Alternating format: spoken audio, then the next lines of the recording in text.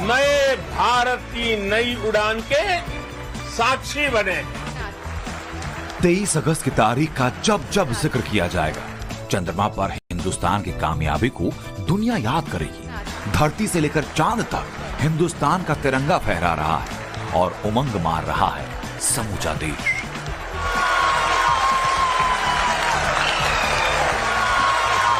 Lander module पूरी तरह से सेफली और सॉफ्टली चंद्रमा की सतह पे लैंड हो चुका है।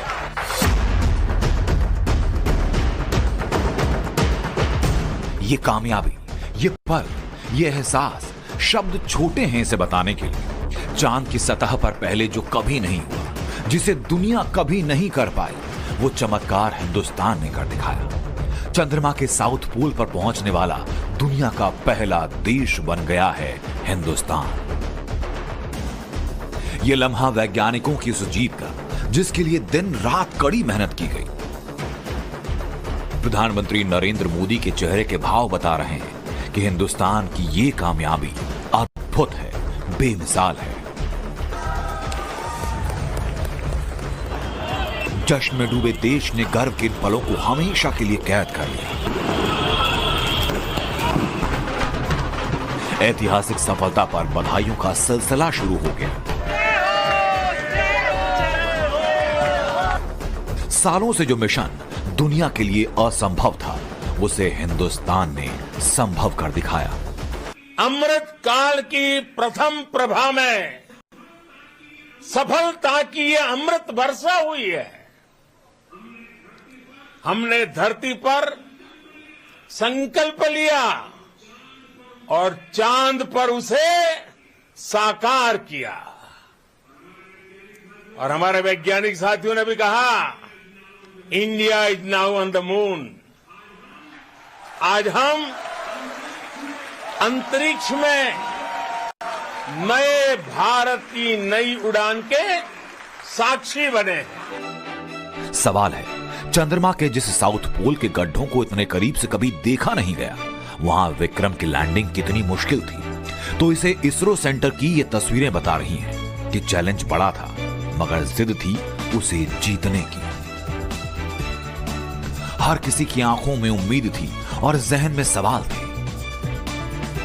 चंद्रयान 3 मिशन सफल हो जाए, इसके लिए कहीं हवन हुआ, कहीं पूजन हुआ, कहीं मस्जिद में दुआएं मांगी गईं, तो कहीं चंद्रयान 3 के लिए मन्नतें मांगी गईं। जगहें अलग थी, मगर भाव सिर्फ एक। हर किसी के जहन में समाया हुआ था चंद्रयान 3। इसरो ने जैसे ही लैंडिंग से 2 घंटे पहले जानकारी दी कि विक्रम तय वक्त यानी शाम 6:04 पर चांद की सतह पर सॉफ्ट लैंडिंग करेगा, तो हर किसी की धड़कनें तेज थीं। और ऐसा इसलिए क्योंकि दुनिया का कोई भी देश चंद्रमा के साउथ पोल पर आज से पहले कभी नहीं पहुंचा था। चांद के इस हिस्से को दुनिया ने कभी देखा तक नहीं था। भारत चंद्रमा के उस दक्षिणी ध्रुव पर पहुंचा है, जहां आज तक दुनिया का कोई भी देश नहीं पहुंच सका। अब आज के बाद से चांद से जुड़े मिथक बदल जाएंगे, कथानक भी बदल जाएंगे और नई पीढ़ी के लिए कहावतें भी बदल जाएगी। सबसे ज्यादा तनाव उस वक्त जब लैंडर विक्रम फाइनल मिशन पर था। चांद की आखिरी कक्षा से जब लैंडर विक्रम ने चांद की सतह की तरफ बढ़ना शुरू किया, वक्त था शाम के 5:45। चांद पर सॉफ्ट लैंडिंग के 4 स्टेज थे। पहला रफ ब्रेकिंग, दूसरा ऑल्टीट्यूड होल्डिंग, तीसरा फाइन ब्रेकिंग यानी स्मूथ ब्रेकिंग और चौथा टर्मिनल डिटेक्शन। रफ ब्रेकिंग यानी चांद पर उतरने की पहली स्टेज 690 सेकेंड यानी 11 मिनट 30 सेकेंड की रही।